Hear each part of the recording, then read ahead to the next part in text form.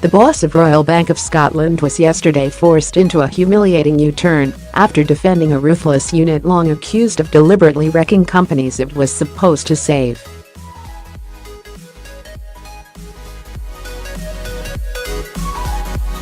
In a car crash encounter with MPs, McEwan was quizzed about his claim in 2014 that the bank's notorious Global Restructuring Group rescued the vast majority of firms it worked with.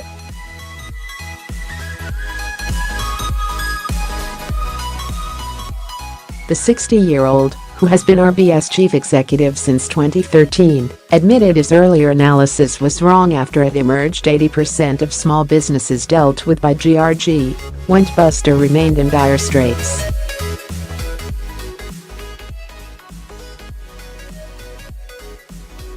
When you look at the stats, it is not true. The vast majority is not right, McEwan told the Treasury Select Committee.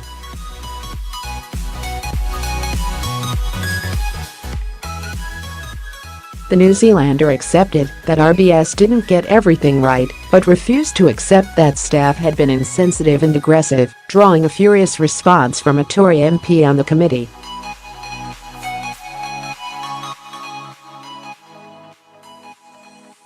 Citing his own experience as a business owner pursued by GRG in 2009, Dumfries and Galloway MP Alister said, "The manager who came to see me was not only aggressive, he was thuggish."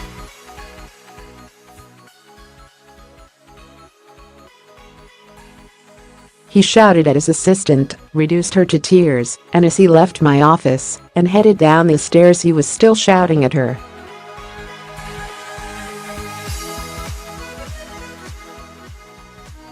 We complained about his behaviour and next time he came he brought his manager with him, and we thought there might be better conduct, and his manager was equally aggressive.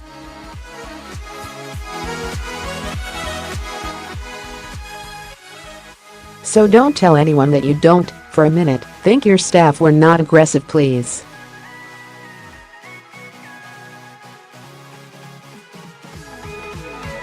It's just offensive. And Labour MP John Mann accused RBS of using struggling customers as a cash cow.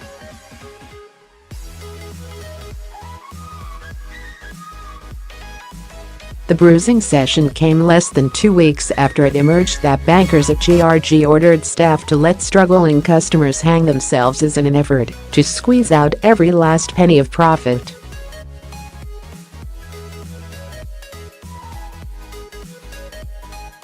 The damning memo, written in 2009, shed fresh light on the cutthroat culture at GRG that saw firms stripped bare by bankers who were meant to save them.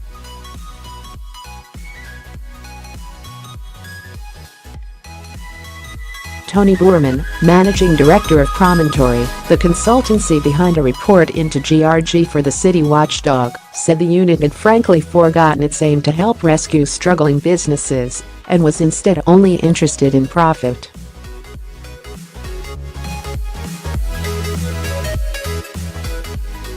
The focus was almost entirely on the commercial interests of the bank, and in particular the collection of charges from customers, he said.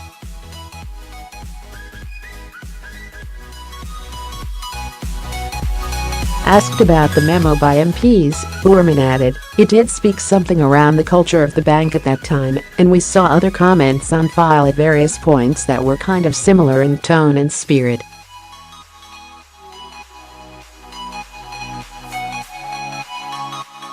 He also accused RBS of being unduly defensive during its investigation. The Financial Conduct Authority last night said it will publish the long-awaited report by Promontory into how small and medium-sized companies were treated by GRG, but only after it has gained the consent of the individuals identified.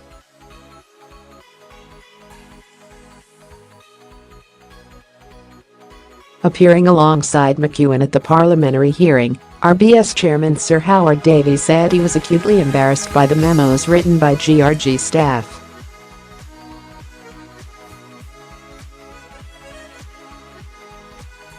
"They are the stuff of which nightmares are made as far as a chairman or a chief executive are concerned," he said.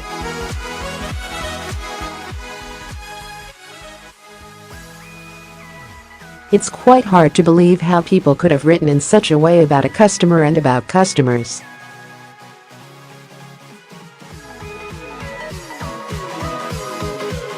It is absolutely awful. McEwan added, "Let me be quite clear with the committee, we did not do a good job with these customers.